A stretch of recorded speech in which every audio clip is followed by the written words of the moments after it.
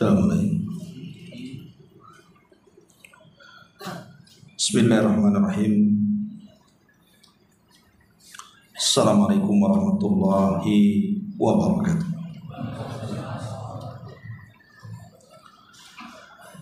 Alhamdulillah wassalatu wassalamu ala Rasulillah wa ala alihi wa sahbihi wa mawalah wa la hawla wa la quwwata illa billahi wa ba'd. Ma'asyiral muslimin rahimakumullah, alhamdulillah di malam hari ini kembali kita bisa berkumpul di masjid ini tentu tidak lain dan bukan dalam rangka thalabul ilmi. Salawat dan juga salam tetap kita hadiahkan kepada Rasul kita Nabi besar Muhammad sallallahu alaihi wa ala alihi wasallam. Kita lanjutkan kembali kajian kita, masih membahas suratul Mulk dan kita masuk pada ayat ke-15 dan seterusnya. A'udzubillahi minasyaitonir rajim. Bismillahirrahmanirrahim. Huwallazi ja'ala lakumul arda dhalulan famshu fi manakibiha wa kulu mir rizqihi wa ilaihin nusyur. Dialah yang telah menjadikan bumi ini zalulan, mudah bagi kalian. Famshu fi manakibiha, maka berjalanlah di segala penjurunya. Wa kulu mir rizqihi, dan makanlah dari sebagian dari rizkinya. Wa ilaihin nusyur, dan hanya kepadanya lah kalian kembali setelah dibangkitkan Allah subhanahu wa ta'ala. Ayat ini menjelaskan kepada kita tentang beberapa kekuasaan Allah dan keagungannya, di mana Allah subhanahu wa ta'ala telah menjadikan bumi yang kita pijak ini menjadi mudah untuk dilewati.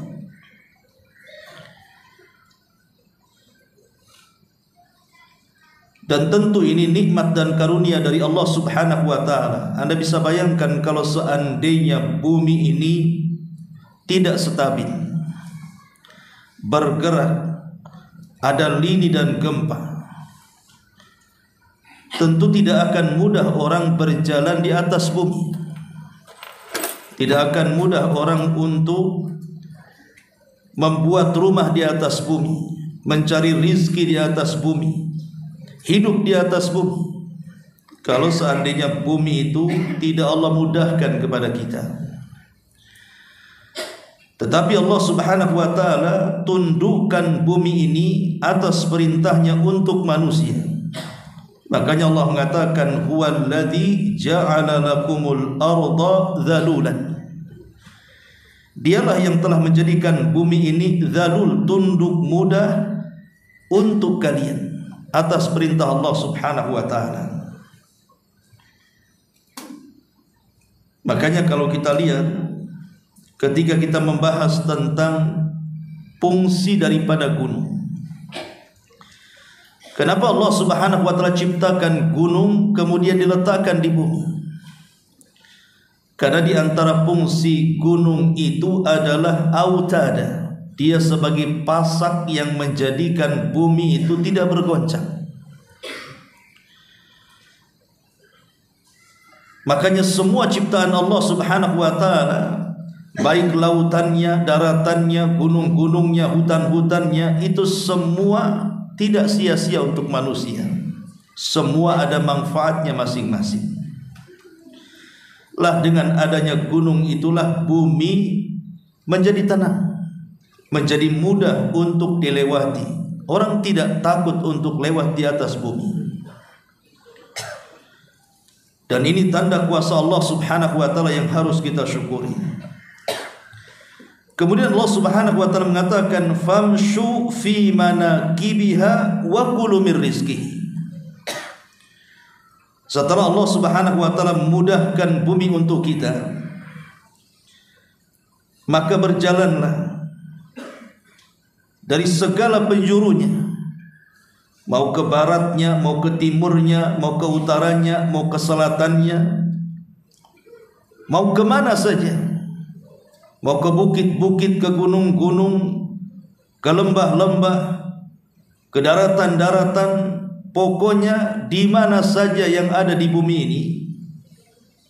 Maka Allah katakan famshu fi manakibiha, berjalanlah di segala penjurunya. Untuk apa? Wa kulu mir rizqihi, dan makanlah dari sebagian rizki yang Allah anugerahkan kepadamu. Di sini Allah Subhanahu wa taala memerintahkan kita untuk berjalan di atas permukaan bumi. Tentu perintah ini ada tujuannya. Kenapa Allah Subhanahu wa taala memerintahkan kita untuk berjalan? Pertama, sebagaimana yang Allah katakan di sini, wa kulu mir rizqihi. Dengan berjalan di atas muka bumi, maka kita akan mendapatkan rizki yang telah Allah takdirkan kepada kita. Atau yang kedua, li talabul ilmi, untuk mencari ilmu. Makanya dahulu para ulama salaf dikenal di dalam talabul ilmi mereka dengan sebutan rihlah li talabul ilmi, mengadakan rihlah perjalanan. Banyak para ulama yang meninggalkan tempat kelahirannya, mereka keliling dunia hanya untuk mencari ilmu. Seperti Imam Ahmad ibn Hanbal rahimahullah tadi dikatakan tafa Ahmad marrataini. Imam Ahmad itu keliling dunia sampai 2 kali. Hatta jama'al musnad, sampai dia berhasil mengumpulkan hadis-hadis dalam kitab yang disebut dengan Musnad Imam Ahmad. Atau yang ketiga, maksudnya famshu fi manakibiha, maksudnya adalah litafakkur, agar kita berfikir. Sebagaimana Allah mengatakan fasiru fil ardi fangduru kaifa kana akibatul mukadzibin. Berjalanlah di permukaan bumi, ambil ibrah dan pelajaran. Bagaimana dahulu ada orang-orang yang di bumi ini yang diazab karena mendustakan para rasulnya, di mana di sebagian belahan bumi yang lainnya ada yang disuburkan dan diberikan nikmat yang luas karena imannya kepada Allah Azza wa Jalla. Jadikan bumi ini sebagai tafakkur supaya kita lebih yakin bahwa di sana ada Allah yang telah menciptakannya. Dan bumi yang begitu luas dengan berbagai macam makhluknya tidak mungkin sudfah ada begitu saja. Pasti ada yang menciptakannya.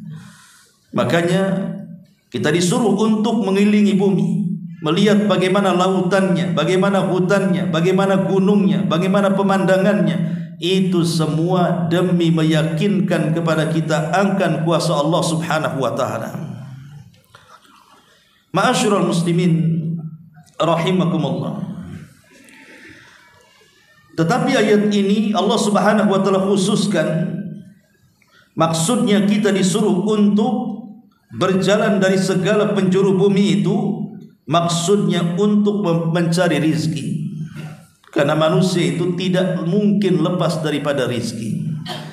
Kita ini perlu makan, kita ini perlu minum, kita ini perlu pakaian, kita ini perlu tempat tinggal, dan begitu seterusnya. maka carilah di permukaan bumi ini. Jadi ayat ini bicara tentang rizki manusia yang Allah anugerahkan kepada kita.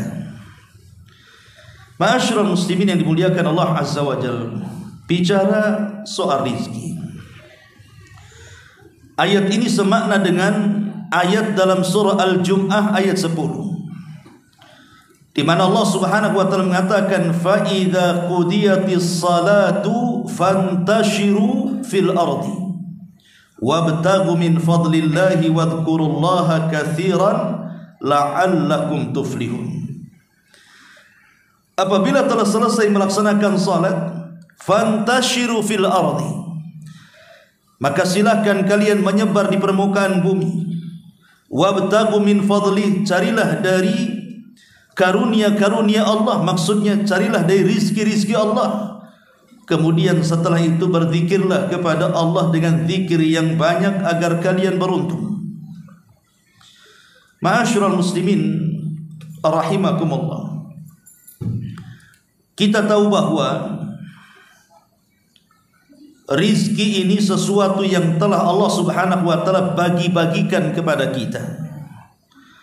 Sebagaimana Nabi SAW bersabda dalam sebuah hadis yang dikeluarkan oleh Imam At-Tabrani dalam kitabnya Al-Mu'jam Al-Awsat dari sahabat Ka'ab ibn Ujrah radhiyallahu anhu,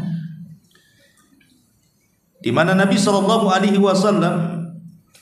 bersabda, ketika ada seorang sahabat dilihatnya memiliki badan yang begitu kekar, tetapi dia sibuk dengan pekerjaan dunianya. Maka salah seorang sahabat mengatakan di hadapan Rasul, "Ya Rasulullah, lau kana hadza fi sabilillah lakana khairan." Rasul, kalau orang kekar itu yang bekerja mencari dunia itu, kemudian dia gunakan kekuatan tenaga dan kekekaran badannya itu untuk jihad di jalan Allah, tentu itu lebih baik.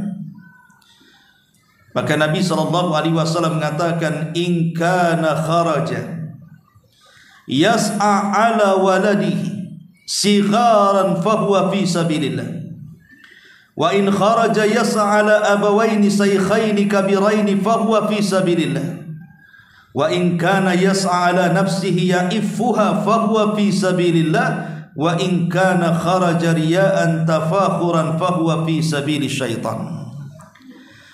Kata Nabi SAW, kalau orang kekar itu, orang yang memiliki tenaga kuat itu, dia berusaha mencari rizki dan dia yakin rizkinya ditanggung oleh Allah Subhanahu wa taala untuk menghidupi anak-anaknya, maka keluarnya untuk mencari rizki untuk anak-anaknya itu sama dengan dia sedang berjalan di jalan Allah. Ataupun boleh jadi ketika dia mencari rizki itu untuk menghidupi kedua orang tuanya yang sudah tua renta dan tidak sanggup bekerja, maka dia pun dianggap berjalan di jalan Allah Subhanahu wa taala. Atau boleh jadi dia keluar dalam rangka mencari rizki itu supaya tidak menjadi pengemis dan peminta-minta, dia jaga kehormatannya, maka orang ini pun dianggap di jalan Allah. Tetapi kata Rasul, kalau seandainya dia keluar karena riya, karena sombong saja, karena hanya ingin membanggakan dengan rizkinya di antara manusia yang lainnya, fahuwa fi sabili syaitan, maka itulah baru di jalan syaitan. Ketika Nabi SAW menjelaskan tentang orang-orang yang keluar mencari rizki, menunjukkan bahwa rizki itu sudah dibagi-bagi oleh Allah Subhanahu wa ta'ala. Makanya ada hadis yang mengatakan, innallaha qasama baina akhlaqakum kama qasama arzaqakum. Allah itu sudah membagi-bagi kalian, Allah itu sudah membagi-bagi akhlak di antara kalian sebagaimana Allah telah membagi-bagi rizki di antara kalian. Wa innallaha yu'ti dunya man yuhib wa man la yuhib. Dan ingat, ketika Allah memberikan rizki itu, Allah tidak akan pandang bulu. Allah akan berikan rizki kepada siapa yang dicintainya atau kepada yang tidak dicintainya. Wala yu'til iman illa man ahab. Tetapi berbeda dengan keimanan, tidak akan diberikan kecuali kepada orang yang dicintainya saja. Lihat hadis ini. Allah Subhanahu wa ta'ala sudah membagi-bagikan rizkinya kepada kita. Artinya setiap manusia itu sudah ada jatah rizki. Setiap manusia itu sudah ditanggung rizkinya. Dan ketika Allah Subhanahu wa ta'ala memberikan rizki itu, Allah tidak membeda-bedakan siapa manusia yang diberikan rizkinya. Siapapun manusia, kalau itu masih ciptaan Allah, maka Allah pasti akan jamin rizkinya, apakah dia mukmin ataupun kafir. Dari sini kita tahu bahwa rizki itu tidak bisa membedakan orang itu mulia ataupun orang itu hina. Karena rizki itu bersyarikat antara mukmin dan kafir. Si Namrud diberikan rizki, si Fir'aun diberikan rizki, si Qarun diberikan rizki. Tapi Nabi Sulaiman juga diberikan rizki, Dzulqarnain juga diberikan rizki, Nabi Musa juga diberikan rizki. Artinya rizki yang Allah turunkan kepada hamba-hambanya di dunia ini tidak bisa dijadikan pembeda antara si mulia dan si hina. Karena rizki itu bersyarikat antara keduanya. Bukan hanya manusianya, binatangnya pun diberikan rizki. Jadi apa bedanya binatang orang kafir dengan orang yang beriman? Soal rizki itu tidak ada bedanya. Karena itu bukan kemuliaan. Maka dari sini tidak bisa kita katakan orang kaya itu lebih mulia dibandingkan orang miskin, atau orang miskin itu lebih hina dibandingkan orang kaya. Karena kekayaan itu bagian daripada rizki Allah berikan kepada siapapun yang dikehendaki, apakah dia mukmin ataupun kafir. Jadi tidak perlu membanggakan dengan rizkinya. Ma'asyiral muslimin yang dimuliakan Allah Subhanahu wa ta'ala, boleh jadi rizki itu justru menjadikan kita lalai kepada Allah Subhanahu wa ta'ala. Kalau kita terlampau mencarinya berlebihan dan melampaui batas. Sebagaimana Allah mengatakan, Alhaakumut takatsur hatta zurtumul maqabir kalla sawfa ta'lamun.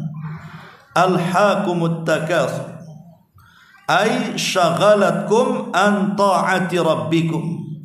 Telah melalaikan kepada kalian at-takatsur, berlomba-lombanya kalian mencari rizki. Maksudnya alhaakumut takatsur ay saghalatkum, telah melalaikan kalian an ta'ati rabbikum, dari ketaatan kepada Rabb kalian. Terkadang rizki ini membuat lalai, ikhwan, kalau dicarinya berlebihan. Tetapi kalau seandainya dia mencari rizki itu sesuai dengan kebutuhan, dia tahu bahwa tujuan hidupnya bukan di rizki tapi di ibadah, maka dia akan gunakan rizki itu untuk beribadah kepada Allah Subhanahu wa ta'ala. Bukan berarti Islam itu menghalangi orang untuk kaya, tidak. Bahkan kaya itu perlu dalam Islam. Tetapi maksudnya adalah kekayaan yang ia miliki itu betul-betul dia gunakan untuk beribadah kepada Allah Subhanahu wa ta'ala. Ma'asyiral muslimin yang dimuliakan Allah Subhanahu wa ta'ala, Allah mengatakan, Alladzi khalaqa fasawwa walladzi qaddara fahada. Dialah yang telah menciptakan, dan dia yang telah memperbaiki ciptaannya, dan dia yang telah mentakdirkan rizki-rizkinya, dan dia yang telah mengarahkan bagaimana cara mencarinya. Qaddara fahada. Qaddara artinya mentakdirkan rizki-rizkinya, fahada artinya diberikan insting, dia mampu mencari rizkinya. Maka dari sini kita tahu bahwa rizki itu biyadillahi, di tangan Allah Subhanahu wa ta'ala. Dan rizki itu sudah dicantumkan dalam takdir-takdirnya, sehingga tidak perlu khawatir manusia itu dengan rizkinya, karena Allah sudah membagi-bagikan rizki itu sedemikian rupa kepada makhluknya. Ma'asyiral muslimin yang dimuliakan Allah Subhanahu wa ta'ala, Kita tahu bahwa manusia itu diberikan dua pintu oleh Allah Subhanahu wa taala. Pertama pintu rizki dan yang kedua pintu ajal. Di mana dua pintu ini tidak mungkin tertutup bersamaan atau tidak mungkin terbuka bersamaan. Selama pintu ajal tertutup, maka pintu rizki terbuka. Selama pintu ajal terbuka, maka pintu rizki tertutup. Maksudnya, selama kita masih hidup dan belum disentuh dengan kematian, maka selama itu rizki Allah Subhanahu wa taala akan Allah berikan kepada kita. Tapi kalau seandainya ajal itu menjemput kita, maka terputuslah rizki kita di dunia. Makanya rizki itu berkaitan dengan ajal. Tetapi ingat, Nabi SAW mengatakan bahwa seseorang tidak mungkin didekati dengan ajalnya sampai disempurnakan rizkinya. Sampai ada satu kisah. Ada seseorang yang kemudian sedang berjalan di tengah padang pasir. Rupanya di depannya ada sumur. Sumur itu jelas tidak tertutup dengan rerumputan atau tidak ditutup dengan semak-semak atau apalah yang bisa menjadikan samar. Tidak, sumur itu jelas nampak lubangnya. Tetapi orang ini karena sudah ditakdirkan ajalnya, dia berjalan entah melamun apa gitu ya, melamun sesuatu. Tiba-tiba dia berjalan terus, kemudian masuk, dia nyemplung ke sumur. Kan gitu ya terkadang ya. Ada orang melamun tidak tahu depannya ada sumur, padahal jelas tuh sumurnya tuh. Masuk dia ke dalam sumur. Sebelum dia masuk ke dalam sumur, dia sempat berteriak. Kemudian adalah orang yang lewat kemudian berusaha untuk menolongnya. Dipanggilnya banyak orang, diambilkan tali. Kemudian turunlah salah satu yang akan menolong orang yang masuk ke dalam sumur itu. Ketika dia masuk ke dalam sumur, nampak orang yang masuk ke sumur itu sudah tidak bergerak, disangkanya mati. Rupanya setelah diangkat, rupanya dia masih hidup. Ketika tali sudah sampai setengah, sudah ditarik sampai setengah sumur, maka dia khawatir kemudian orang ini mati karena nampaknya dikehausan. Maka orang yang menolong ini ketika di pertengahan sumur itu, dia berteriak kepada orang yang di atas, berikan dia air susu. Akhirnya kemudian ambilnya tali, kemudian diulur tali itu dimasukkan ke bejana, kemudian bejana dimasukkan ke dalam sumur. Setelah air susu dipegangnya, kemudian diminumkan kepada orang itu. Subhanallah. Setelah diminumkan dan berhasil dia minum dari air susu itu, Allah takdirkan tali yang mengikat orang itu putus, kemudian nyemplung lagi ke sumur. Akhirnya dia mati. Maksudnya apa di sini? Sempat-sempatnya dia minum susu. Itu maksudnya. Boleh jadi mungkin susu yang ia minum itulah rizki dia yang terakhir. Kenapa Allah tidak langsung matikan di awal saja? Kenapa disempatkan kemudian dia bisa minum susu? Karena tidak mungkin seseorang itu diwafatkan sampai disempurnakan rizkinya, itu maksudnya. Disempurnakan rizki dulu, disempurnakan dulu rizkinya, baru diwafatkan. Ma'asyiral muslimin yang dimuliakan Allah Subhanahu wa taala.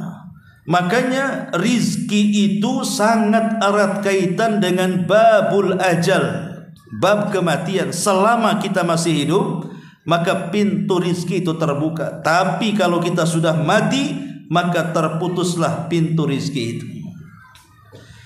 Ma'asyiral muslimin yang dimuliakan Allah Azza wa Jalla. Dan kita tahu bahwa rizki itu ada dua macam. Ada yang disebut dengan rizkun nazil dan ada yang disebut dengan rizkun sa'id.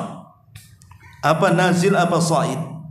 Nazil itu artinya rizki yang Allah turunkan dari langit ke bumi. Sementara rizkun sa'id itu rizki yang kita naikkan dari bumi ke langit. Adapun rizki yang diturunkan Allah Subhanahu wa ta'ala, dari langit ke bumi, itulah yang disebut dengan rizkun madi. Rizkun madi itu ya yang berkaitan dengan makanan, yang berkaitan dengan minuman, yang berkaitan dengan kendaraan, yang berkaitan dengan tempat tinggal. Itulah rizkin madi yang kita bisa rasakan hari ini, di mana kita bisa hidup, kita bisa punya rumah, kita bisa punya kendaraan, kita bisa punya pakaian, minuman, dan tempat tinggal yang layak. Boleh jadi mungkin kebun yang luas, uang yang banyak. Itu disebut rizkun madi. Itulah rizki yang Allah turunkan dari langit ke bumi. Wa fis sama'i rizqukum, di langit itu ada rizki kalian. Kemudian yang kedua, rizkun sa'id, rizki yang dinaikkan dari bumi ke langit. Itu yang disebut dengan rizkun ma'nawi. Rizki ma'nawi, dia bukan dalam bentuk makanan, dia bukan dalam bentuk minuman, dia bukan dalam bentuk tempat tinggal, tapi dalam bentuk amalan, dalam bentuk iman, dalam bentuk ilmu, dalam bentuk amal saleh. Itulah rizki yang dinaikkan ke langit, di mana hasilnya tidak bisa kita rasakan di dunia, tapi nanti kita akan rasakan di akhirat, di mana dengan ilmu, iman, amal saleh itu Allah sudah sediakan sorga yang kenikmatannya tidak pernah dilihat mata, didengar telinga, terlintas dalam pikiran pun tidak bisa. Dari sini kita tahu bahwa rizki itu ada yang sifatnya maktu, ada yang sifatnya ghairu maktu. Rizki itu ada yang sifatnya maktu, terputus, hanya sebatas dunia saja. Tetapi di sana ada rizki yang ghairu maktu, tidak terputus hanya di dunia, tetapi sampai ke akhirat. Adapun rizki yang terputus, ya tadi terputus dengan kematiannya. Seperti makan, kalau sudah mati tidak akan makan lagi. Seperti minum, kalau sudah mati tidak akan minum lagi. Seperti tempat tinggal, kalau sudah mati akan ditinggalkannya. Seperti kendaraan juga sama, dan begitu seterusnya. Itu disebut maktu terputus, hanya sebatas dunia. Tapi rizki di sana ada ghairu maktu, tidak mungkin terputus. Seperti orang-orang yang bersedekah, idza mata ibnu adam inqata amaluhu illa min thalathin, sadaqatin jariyatin aw ilmin yuntafa'u bihi aw waladin salihin yad'ulahu. Apabila anak Adam meninggal dunia, maka semua terputus amalannya kecuali 3 perkara: sedekah yang mengalir, ilmu yang bermanfaat, anak yang mendoakan orang tuanya. Maka sedekah di dunia tidak akan terputus, pahalanya sampai ke akhirat. Atau orang-orang yang berperang di jalan Allah Subhanahu wa taala, yang kita sangka mereka mati dalam jihad, sebenarnya mereka tidak mati. Makanya Allah mengatakan, wala tahsabanna alladziina qutilu fi sabilillahi amwatan bal ahya inda rabbihim yurzaqun. Jangan kau kira orang-orang yang mati di jalan Allah itu mereka mati. Tidak, mereka tidak mati. Mereka tetap hidup dan mereka akan terus diberikan rizki di sisi Rabb mereka. Itulah yang disebut dengan rizki ghairu munqati, rizki yang tidak akan terputus. Ma'asyiral muslimin, jamaah sekalian yang dimuliakan Allah Subhanahu wa taala, maka yang pertama kita harus meyakini bahwa rizki itu sesuatu yang sudah menjadi ketetapan Allah dan sudah dibagi-bagi Allah kepada hamba-hambanya. Yang kedua, ar-rizku biyadi razzaq, rizki itu ada di tangan yang memberikan rizki. Siapa? Allah. Makanya Allah mengatakan, wa kulu mir rizkihi, makanlah dari rizki Allah. Makan dari rizki Allah. Ada seorang alim namanya Hatim al-Asam. Hatim al-Asam, dia mengatakan, ketika dia ditanya soal tawakal, kenapa begitu tawakal sekali hidupmu hai Hatim al-Asam? Tidak pernah mengeluh, lisannya senantiasa dijaga, tidak pernah tasahud, artinya tidak pernah menolak takdir dan begitu seterusnya. Apa jawaban Hatim al-Asam?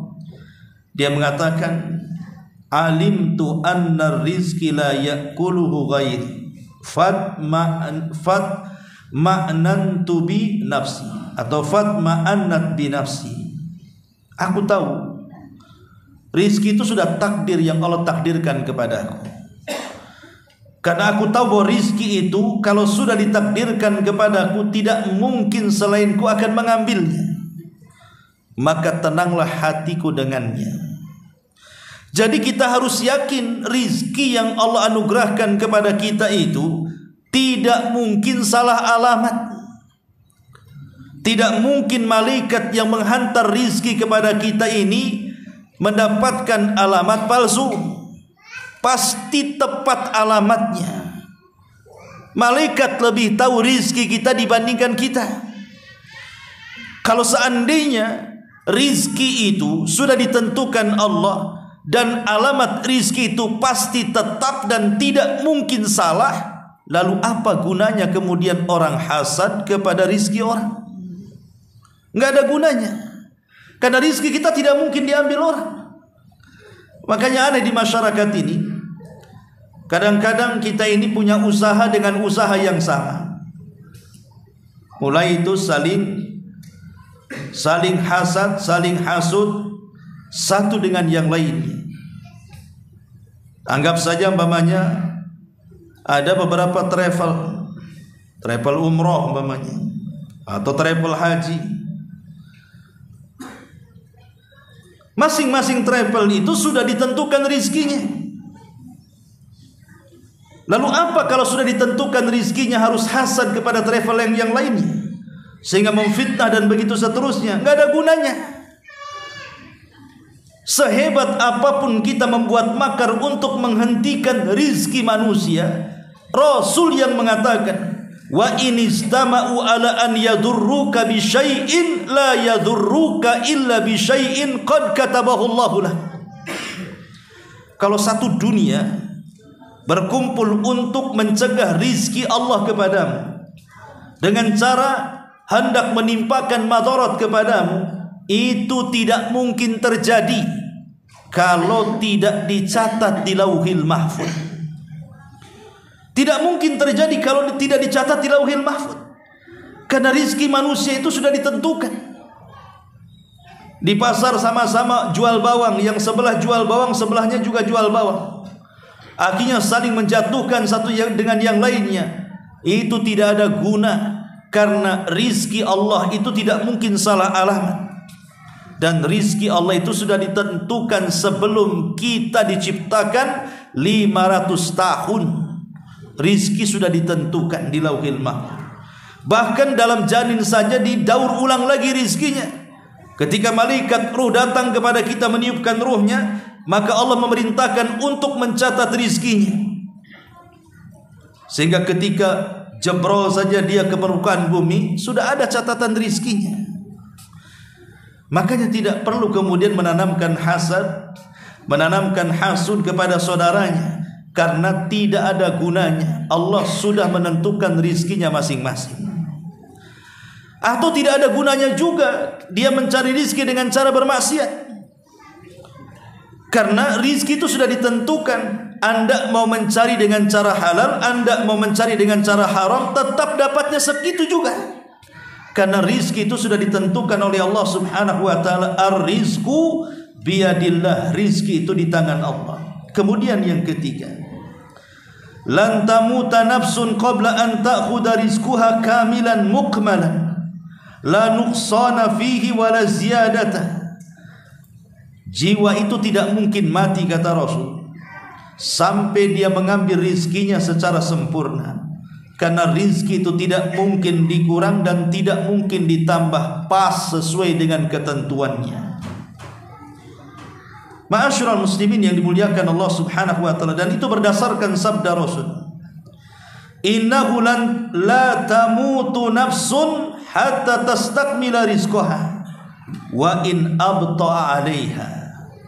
Sesungguhnya jiwa itu tidak mungkin mati sampai disempurnakan rizkinya, walaupun lambat datangnya, tapi pasti akan disempurnakan rizkinya. Kemudian yang keempat, Allah tabaraka wa ta'ala qassama al-arzaqa lil bashari walil jinni wad dawabi wat tuyuri wal asmakil lati taghusu fi a'makil bihar farazaqaha Allahu minnatan wa karaman minhu la wujuban alaihi bal hada min fadlihi wa karamihi wa ataihi jalla fi'ula fallahu yu'ti man yasha wa yamna amman yasha. Allah itu sudah membagi-bagikan rizkinya kepada manusianya, kepada jinnya, kepada binatang-binatangnya, sampai kepada burung-burungnya, sampai kepada ikan-ikannya, dan kepada seluruh makhluknya. Ketika Allah memberikan rizki kepada itu semua, itu dalam bentuk minnatan wa karaman, dalam bentuk nikmat dan kemuliaan. Jadi Allah itu ketika memberikan rizki kepada kita itu dalam bentuk nikmat dan kemuliaan. Dan Allah memberikan rizki kepada siapa yang dikehendaki dan kepada siapa yang tidak dikehendaki. Sebagaimana Allah Subhanahu wa taala memberikan kekayaan kepada siapa yang dikehendaki dan tidak memberikan kekayaan kepada siapa yang tidak dikehendaki. Jadi Allah Subhanahu wa taala itu sudah membagi-bagikan semuanya dan sesuai dengan kadar manusia. Kenapa si anu kaya, kenapa si anu tidak?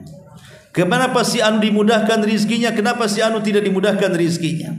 Di balik itu ada hikmah, diketahui atau tidak itu pasti ada kebaikan di dalamnya yang disebut dengan hikmah Rabbani. Boleh jadi si miskin itu tetap dimiskinkan dan tidak menjadi kaya, sebab kalau dia kaya bisa saja dia melampaui batas. Atau mungkin di sisi lain si kaya itu tidak pernah miskin dan tetap kaya, sebab kalau dia miskin mungkin didekatkan dengan kekufurannya.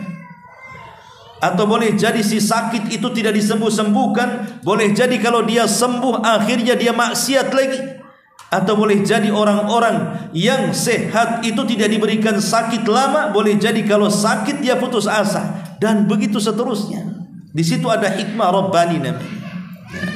Ini yang keempat. Yang kelima, kun ala yakinin qawi annallaha razikuka. Jadilah hamba yang punya kekuatan keyakinan yang kokoh bahwa Allah itu pasti akan memberikan rizki kepadamu. Walaupun umpamanya diakhirkan oleh Allah, tapi yakinlah bahwa rizki itu akan datang. Dan rizki itu kan jenisnya dua, ikhwan. Ada yang memang rizki itu dalam bentuk hibatullahi alaina. Memang Allah memberikan hibah kepada kita, tanpa dicari pun Allah sudah kasihkan rizkinya kepada kita. Tapi ada rizki itu yang sifatnya muktasab, harus dicari. Seperti mamanya oksigen yang kita hirup, itu hibah dari Allah. Tidak perlu kita sibuk mencari-cari angin supaya kita bernafas. Allah sudah kasih itu angin, hari-hari kita bisa bernafas dengan angin itu. Itulah hibah dari Allah. Atau badan yang ada pada diri kita, ketika mata kita bisa melihat, telinga kita bisa mendengar, lisan kita bisa bicara, akal kita berfungsi, tangan kita dan kaki kita masih bergerak, dan begitu seterusnya. Itu semua rizki pemberian Allah. Tetapi di sisi lain juga ada rizki yang muktasab sifatnya, harus dicari. Itulah seperti makanan, minuman, dan begitu seterusnya. Ya kita harus mencarinya. Tetapi kita yakin bahwa rizki itu pasti sudah disediakan, tinggal mencarinya saja. Kemudian juga yang nomor 6, sayahsulu kullu insanin ala rizkihi fala yadfauka ibta'a rizki ila maksiatillah fa innama indallahi tahsulu alaihi bi ta'atihi la bi maksiatihi. Setiap manusia harus yakin dengan rizkinya, maka tidak boleh seseorang itu karena lambat rizkinya akhirnya dia bermaksiat kepada Allah. Jangan. Karena rizki itu sudah ditentukan. Sehebat apapun kita maksiat dalam mencari rizki, kalau sudah ditentukan rizkinya tidak mungkin bertambah pas adanya. Seperti yang sering saya contohkan dalam kisah Ali bin Abi Thalib. Ketika ada seorang pengemis datang mengetuk rumah Ali bin Abi Thalib, Kemudian Ali menjanjikan akan memberikan 400 dirham kepada pengemis itu. Maka pengemis itu nunggu di depan rumah Ali. Ali pun sibuk mencari 400 dirham. Dia lupa naruh di mana tuh uang tuh. Karena lama dalam rumah mencari uang, tidak ketemu-ketemu. Pengemis ini sangkaannya Ali ini hanya main-main saja.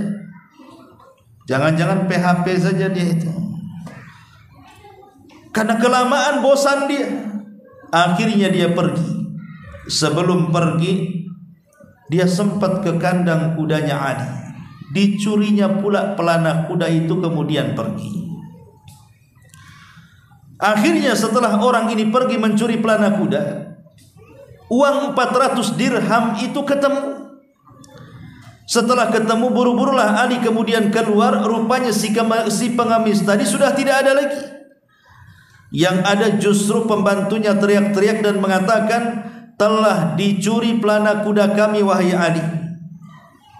Maka Ali bingung. Akhirnya Ali mengatakan, ya sudah, di tanganku ada 400 dirham, ambillah, carilah pelana kuda yang baru. Tadinya aku mau ngasih ke pengemis, tapi dia sudah tidak ada.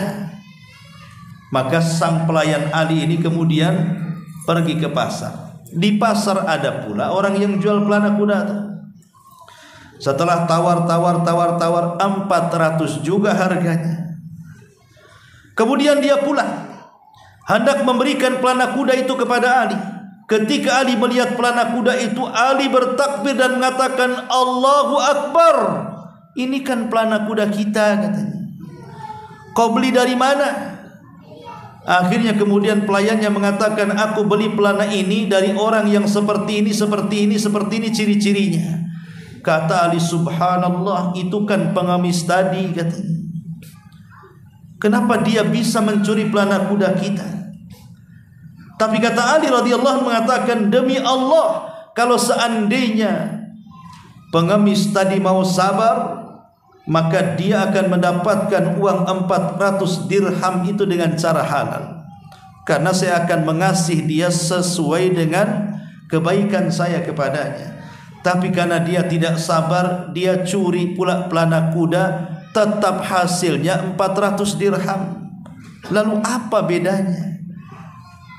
Dia mencuri dapat 400, kalau dia sabar dapat 400 juga.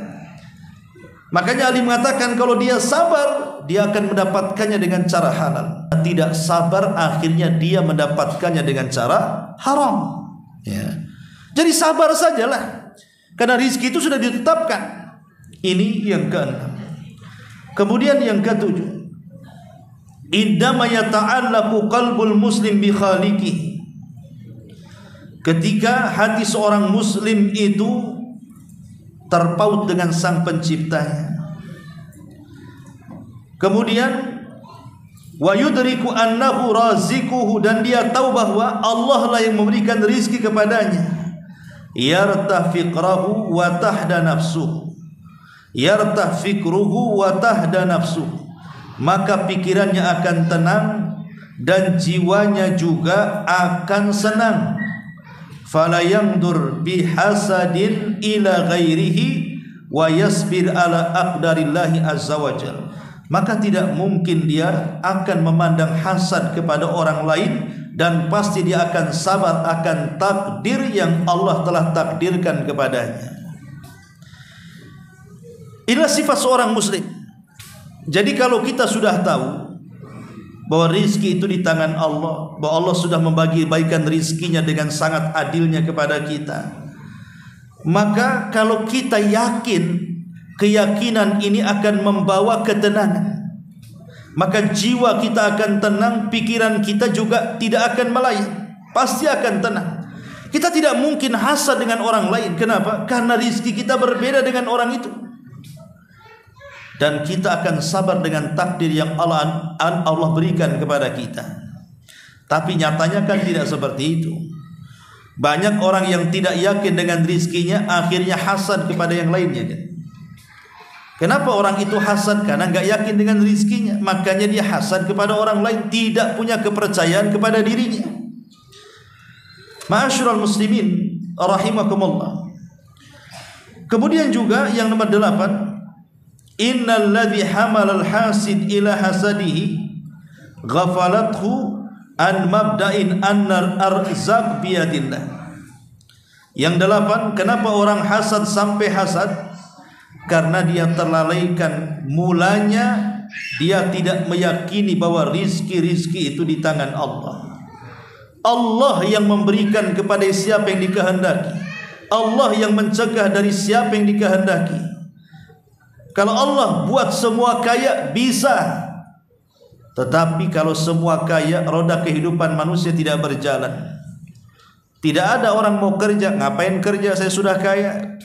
Akhirnya semua jadi pensiun bekerja. Siapa yang mau kerja kalau semua kaya? Dan siapa pula yang diam di rumah kalau semua miskin?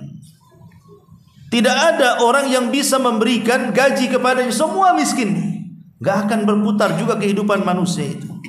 Maka dibuatlah ada yang kaya, ada yang miskin untuk saling memanfaatkan satu dengan yang lainnya. Maka hiduplah kehidupan manusia dengan rizki yang Allah telah bagi-bagi itu.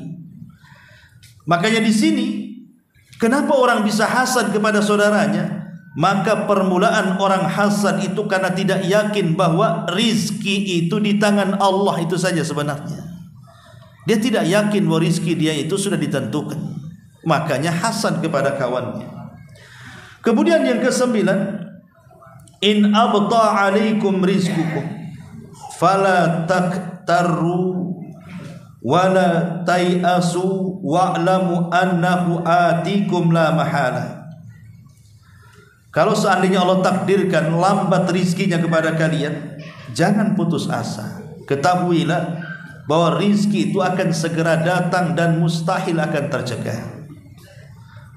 Sekali lagi ini juga harus ada keyakinan bahwa kalau seandainya kita sudah berusaha bekerja ke sana kemari tapi tak kunjung juga mendapatkan hasilnya, sabar.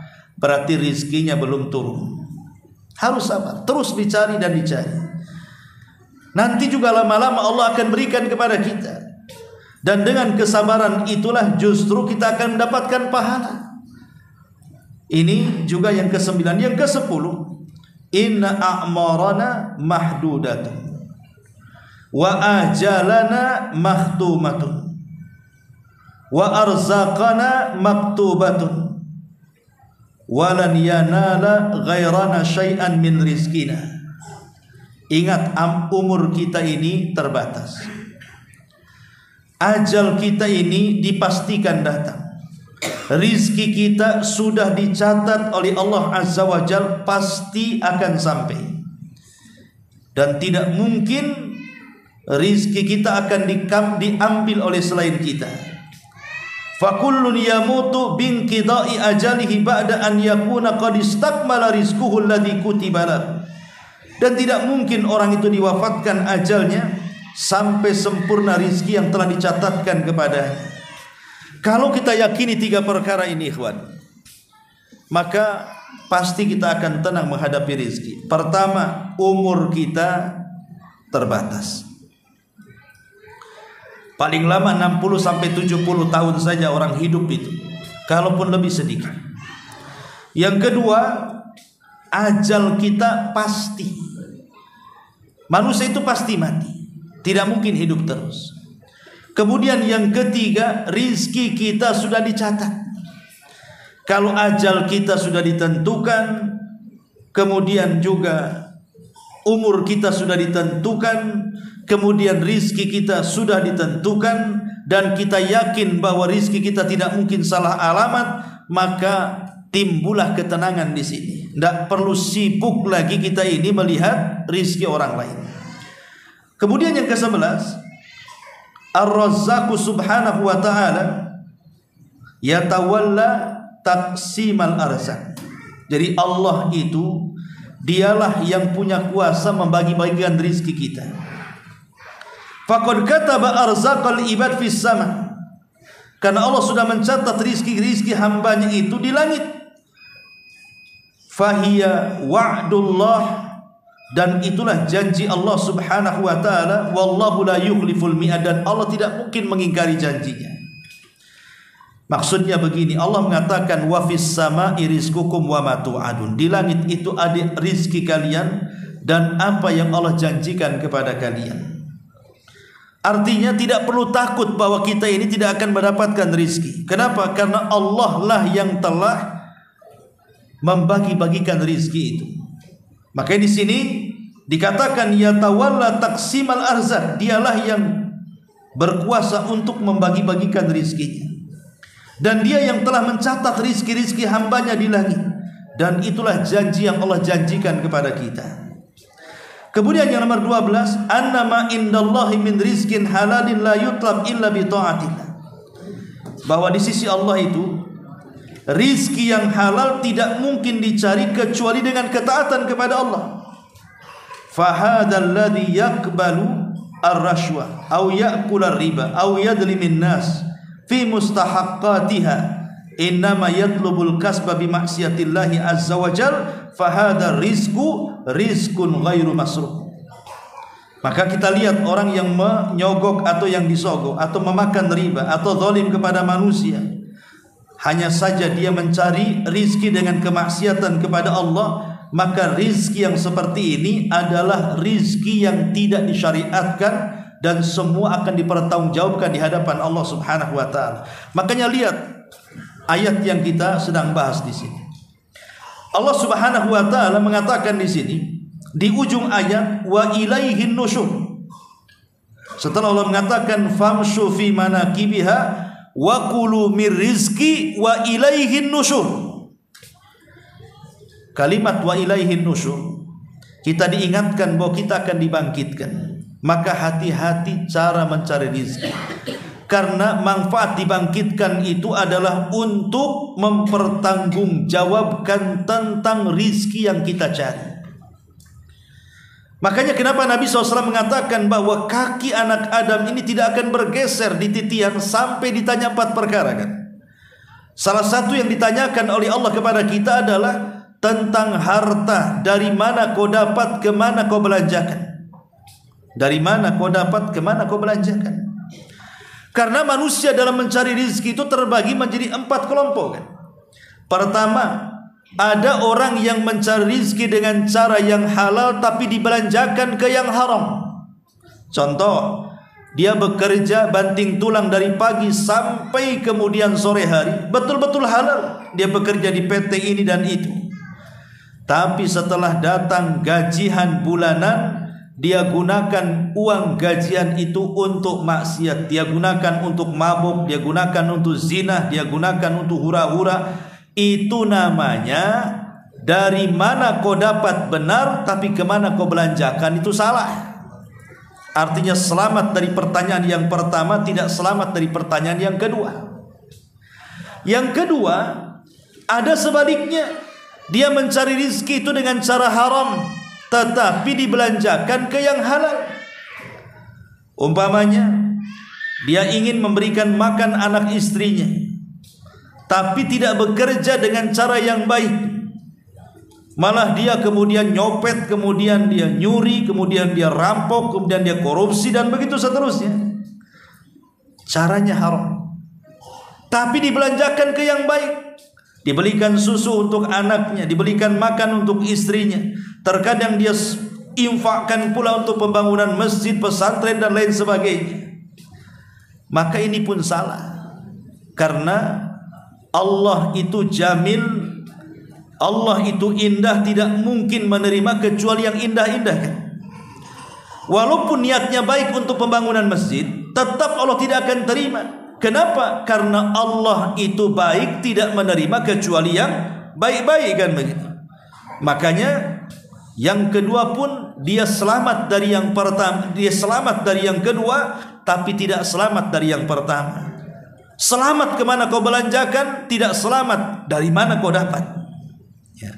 Kemudian yang ketiga, ada orang yang mencari rizki itu dengan cara haram, kemudian dibelanjakan ke yang haram. Ini kuadrat dosanya. Dia cari rizki dengan judol, Judi online dapat dia ratusan juta.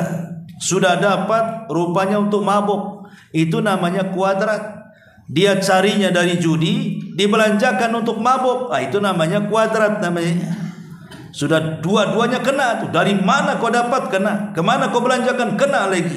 Ini dosa. Lalu yang seperti apa yang benarlah yang terakhir? Dia berusaha mencari harta dengan cara yang halal. Berarti betul tuh dengan pertanyaan yang pertama, dari mana kau dapat? Dari yang halal. Kemana kau belanjakan? Ke yang halal lagi. Itulah yang kita mau.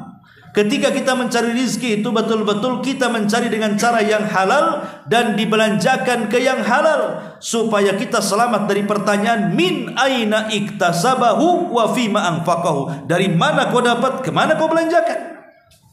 Maka kita akan selamat, sehingga Allah tutup ayatnya dengan wa ilaihin nusyur, dan kepada Allah lah akan dibangkitkan, sehingga rizki yang kita cari di dunia itu dapat dipertanggungjawabkan di hadapan Allah Subhanahu wa taala. Wallahu a'lam bishawab. Ini di antara tafsir singkat dari surah Al-Mulk ayat 15. Mudah-mudahan ada manfaatnya. Subhanaka wa bihamdika, asyhadu an la ilaha illa anta, astaghfiruka wa atubu ilaik. Allahu taala alam. Assalamualaikum warahmatullahi wabarakatuh.